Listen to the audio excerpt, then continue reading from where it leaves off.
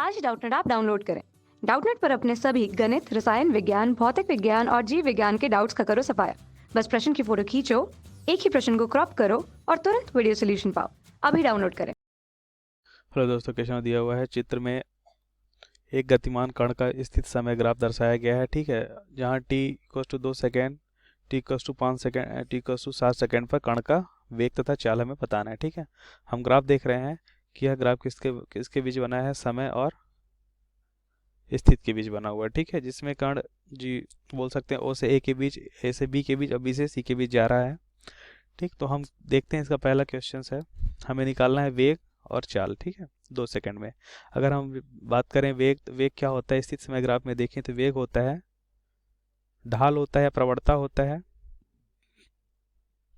स्थित समय ग्राफ के बीच। ठीक, क्या होता है, ढाल बोलें या प्रवणता बोलें। ठीक है, d x by del T.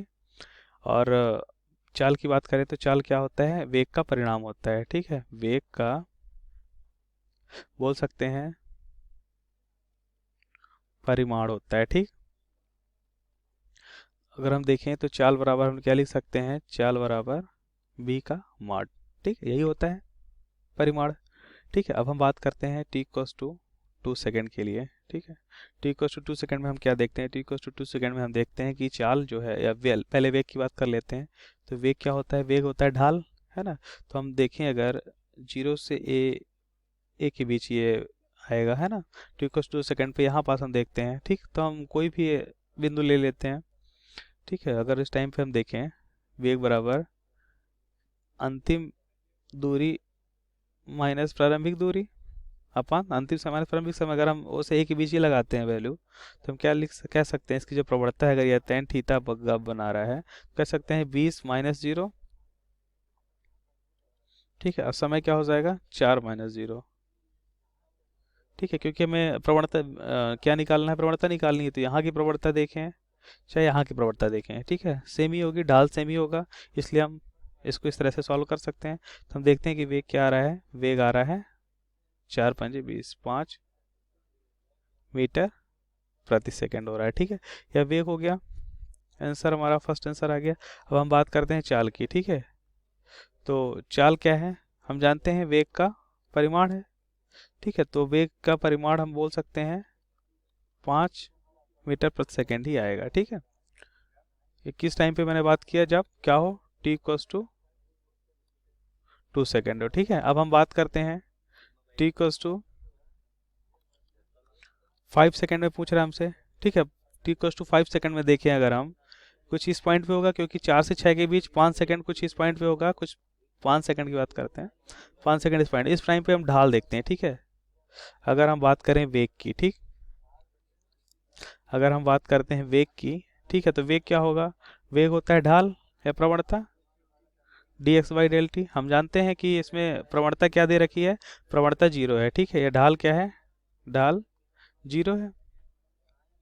ये टेन थीटा के बराबर भी बोल सकते हैं ना, जहाँ थीटा क्या है, 0 डिग्री है। ठीक है, तो वेग क्या हो जाएगा, वेग 0 हो जाएगा। अब हम बात करते हैं चाल की। ठीक है, तो चाल क्या होगा, अगर हम चाल देखें तो चाल क्या होता है, वेग का परिमाण होता है, तो ये भी 0 हो जाएगा। ठीक है, तो हमें चाल भी मिल गई। ठीक, चाल की वैल्यू क्या आई, जब t इक्वल्स टू 5 सेकेंड है तो 0 हो गया। ठीक है, अब हम बात करते हैं इसके तीसरे केस की। तीसरे केस में क्या है, तीसरे केस में हमें बताना है कि जब क्या हो, t इक्वल्स टू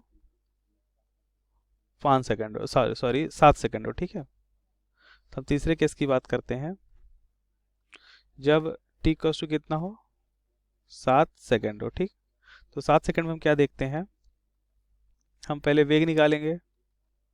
ठीक है, तो वेग कैसे देखेंगे, हम देखेंगे कि B से C के बीच देखें, इसके बीच कहीं 7 सेकंड आएगा कुछ इस तरह से। ठीक है, तो हम देखें अगर इसका स्लोप देखें या ढाल देखें, ठीक है, इस पॉइंट पे ढाल देखें, कहीं भी निकालें, हम किसी भी 2 पॉइंट के बीच निकालें, ढाल सेम ही होगी। ठीक है, तो हम कह सकते हैं B और C के बीच लगाते हैं ये इक्वेशंस। ठीक है, B और C के बीच लगाएं अगर, तो हम क्या देखेंगे, वेग बराबर हम लिख सकते हैं, हम जानते हैं वेग बराबर क्या होता है, v बराबर del x by del T.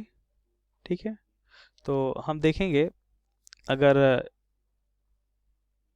B और सी के बीच देखें तो अंतिम दूरी माइनस प्रारंभिक दूरी, तो अंतिम दूरी क्या है, अंतिम दूरी 0 है क्योंकि उसी बिंदु पे आ गया, ठीक है। और प्रारंभिक दूरी क्या है यहाँ पास, बी और सी के बीच हम देख रहे हैं ना, क्योंकि बी और सी के बीच हम जानते हैं 7 सेकेंड आएगा, और इस टाइम पे अगर स्लोप निकाल दे तो वेग के बराबर हो जाएगा, ठीक है। और हम स्लोप चाहे हम बी और सी के बीच निकाले, चाहे हम इस 7 सेकंड पे निकालें, हर जगह सेम ही आएगा। तो हम बी और सी के बीच हम निकाल सकते हैं स्लोप कहीं भी, तो हम टेन थीटा से निकालते हैं स्लोप, जानते हैं। तो हम कह सकते हैं कि अंतिम दूरी यहाँ पास क्या होगी, सी तक पहुँचने में 0, और प्रारंभिक बी पॉइंट के लिए प्रारंभिक दूरी क्या होगी, 20 होगी, ठीक है। तो इसको हम लिख सकते हैं 0 अंतिम दूरी, क्योंकि इसको इस तरह लिखा जा सकता है ना, x2 माइनस x1 अपान t2 माइनस t1, ठीक है। और ये हम कहाँ से कहाँ तक लगा रहे हैं, बी और सी से लगा रहे हैं, ठीक है। सी अंतिम दूरी होगी, ठीक। और बी के लिए प्रारंभिक दूरी 20 है। अब t2 माइनस t1 देखते हैं, ठीक। तो अंतिम समय 8 सेकंड होगा। अब उसकी बी के बीच, बी और सी के बीच प्रारंभिक समय क्या होगा, 6 सेकंड होगा। क्या इसे हम लिख सकते हैं 8 माइनस 6। तो हम क्या देखेंगे, हम देखेंगे कि जो वैल्यू आ रही है -20 का बटा 2, क्या कह सकते हैं कि वेग कितना होगा, -10 मीटर प्रति सेकेंड, ठीक है। यह वेग हो गया। अब हम बात करते हैं चाल की, ठीक है। तो चाल क्या होता है, अगर हम इसके दूसरे भाग चाल की बात करें तो चाल बराबर हम जानते हैं क्या होता है, चाल बराबर होता है वेग का क्या होता है, परिमाण।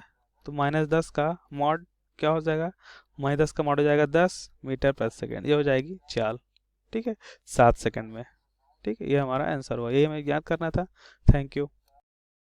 कक्षा 6वीं से 12वीं से लेकर नीट, IIT, जेई वो एडवांस के लेवल तक 1 करोड़ से ज़्यादा छात्रों का भरोसा। आज ही डाउनलोड करें डाउटनेट ऐप या व्हाट्सएप करें अपने सारे डाउट्स 8400 400 400 पर।